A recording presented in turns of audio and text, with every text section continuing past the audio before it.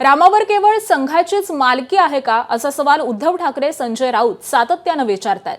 आज संघाच्या बालेकिल्ल्यात नागपुरात उद्धव ठाकरे रामरक्षा आंदोलन देखील करणार आहेत। मात्र त्याआधी हाती आलेली माहिती उत्कंठावर्धक आहे। आरएसएसच्या सर्वोच्च नेतृत्वानेच निवड केलेल्या राममूर्तीसमोर उभं राहून उद्धव ठाकरे रामरक्षा पठण करणार आहेत। उद्धव ठाकरे आज ज्या राममूर्तीसमोर आंदोलन करतील ती राममूर्ती कधी काळी संघाला वैचारिक अधिष्ठान देणारे माजी सरसंघचालक गोळवलकर गुरुजी यांनी निवडलेली होती। रामनगरच्या राममंदिरातील प्रभू श्रीराम, सीतामाई आणि लक्ष्मणाची सुंदर मूर्ती आहे। ती मूर्ती गोळवलकर गुरुजींनी निवडलेली होती। त्यामुळे त्याच मूर्ती पुढे उभं राहून उद्धव ठाकरे रामरक्षा म्हणणार आहेत अशी खमंग चर्चा नागपुरात सध्या रंगली आहे। रामरक्षा आंदोलन, रामनगरची रामाची मूर्ती आणि गोळवलकर गुरुजींचं काय कनेक्शन आहे पाहूयात ग्राफिक्सच्या माध्यमातून। 1965 मध्ये शिवसेनेच्या स्थापनेआधी रामनगरच्या मंदिरातील मूर्ती बदलण्याचा निर्णय घेण्यात आला। ट्रस्टचे संस्थापक गोविंदराव पुराणिकांनी जयपूरमधून मूर्ती घेण्याचा निर्णय घेतला। जयपुरात अनेक संगमरवरी मूर्ती असल्यामुळे पेच निर्माण झाला। संघाचे तत्कालीन सरसंघचालक गोळवलकर गुरुजी मदतीला आले। गोळवलकर गुरुजींनीच ही आखीव रेखीव मूर्ती निवडली। श्रीरामाला शोभतील असे चेहऱ्यावरील भाव असलेली मूर्ती गोळवलकर गुरुजींनी निवडली। आजवर त्याच मूर्तीची मंदिरात पूजा होतीये।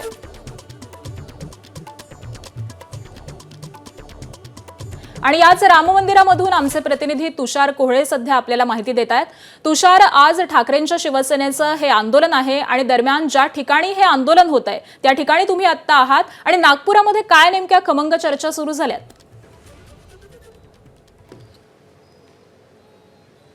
निश्चित जर का आपण बघितलं मागच्या 4 दिवसापासून नागपूरमध्ये या रामरक्षा आंदोलनाची खमंग चर्चा आहे। खरं तर उद्धव बाळासाहेब ठाकरे यांच्या पक्षाच्या वतीने जे मंदिर निवडलं त्या मंदिराला घेऊन सुरुवातीला खूप चर्चा रंगलेली होती की मंदिरचा ट्रस्ट खरंच या आंदोलनासाठी परवानगी देते की नाही। मात्र मंदिराच्या ट्रस्टने काही अटी शर्ती लावल्या होत्या आणि मंदिराच्या अध्यक्षांनी स्पष्ट सांगितलं की रामरक्षा पठणाला आमचा विरोध नाही। जर का त्यांना रामरक्षा पठण करायचं असेल तर ते मंदिरात येऊ शकतात, कुणी पण येऊ शकतो, मात्र कुठलीही राजकीय भूमिका इथे घेता येणार नाही। त्यामुळे मग या आंदोलनाच्या पार्श्वभूमीवर असं ठरलं की सुरुवातीला रामरक्षा पठणाचा कार्यक्रम हा मंदिराच्या आतमध्ये होईल आणि मंदिराच्या बाहेर मग एक छोटेखानी रस्त्यावर सभा होईल। त्यामुळे 2 वेगवेगळे कार्यक्रमाची विभागणी शिवसेना उद्धव बाळासाहेब ठाकरे यांच्या पक्षाच्या वतीने करण्यात आली। 2 वेगवेगळ्या तशा प्रकारच्या परवानग्या देखील त्यांनी मागितलेल्या होत्या।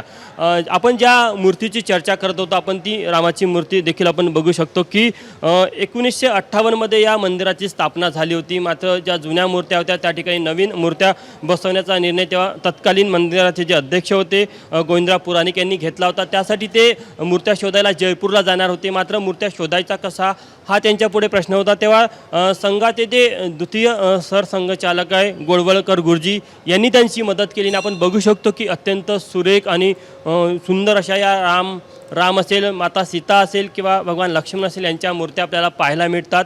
आणि विशेष करून संगमरवर दगडाच्या या मूर्त्या आहे ज्या जयपूरवरनं आणण्यात आलेल्या आहे आणि गोळवलकर गुरुजी यांनी या मूर्त्यांची निवड केलेली होती आणि त्यांनी निवड केलेली ज्या मूर्त्या आपल्याला पाहायला मिळतात त्या मूर्त्यांपुढे आज उद्धव ठाकरे हे रामरक्षा पठण करणार आहेत। त्यामुळे निश्चितच जरी उद्धव ठाकरे संघ परिवार किंवा भाजपवर टीका करत असली तरी शेवटी नागपूरमध्ये दबक्या वादात किंवा संघ परिवार आणि स्वयंसेवकांमध्ये हीच चर्चा आहे की ज्या राम मंदिराच्या उभारणीसाठी स्वयंसेवकांचा हातभार लागला, द्वितीय सरसंघचालक गोळवलकर गुरुजी यांनी ज्या मूर्त्यांची निवड केली शेवटी त्याच मूर्त्यापुढे उद्धव ठाकरे यांना नतमस्तक होण्यासाठी यावं लागलं। मंदिराचे पुजारी आपण त्यांना विचारूया काय इतिहास आहे आणि गोळवलकर गुरुजी यांची एकंदरीत या मंदिरा संदर्भात आणि या मूर्त्याच्या निवडी संदर्भात काय भूमिका राहिली आहे?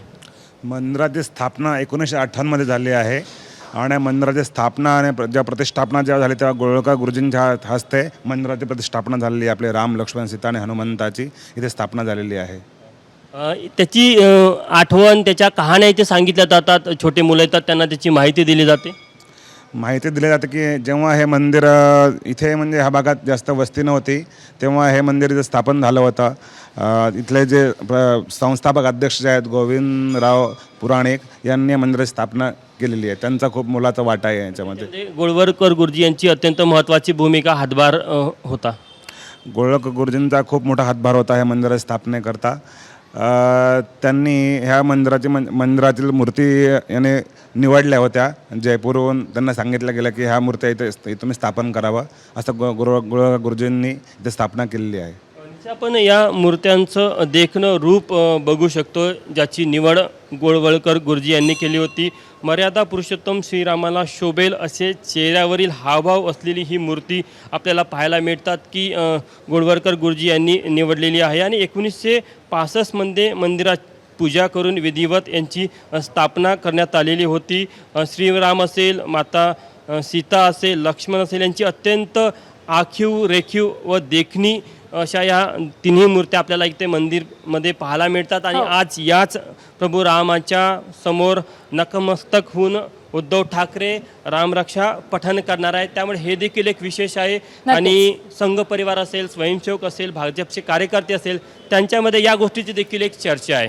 अगदी धन्यवाद तुषार या सगळ्या सविस्तर माहितीसाठी.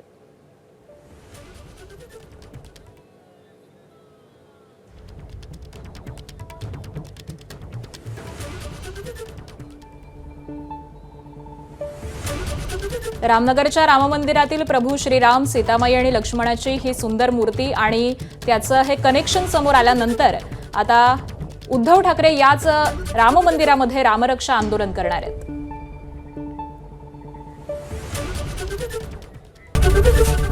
एबीपी माझा, उघडा डोळे बघा नीट.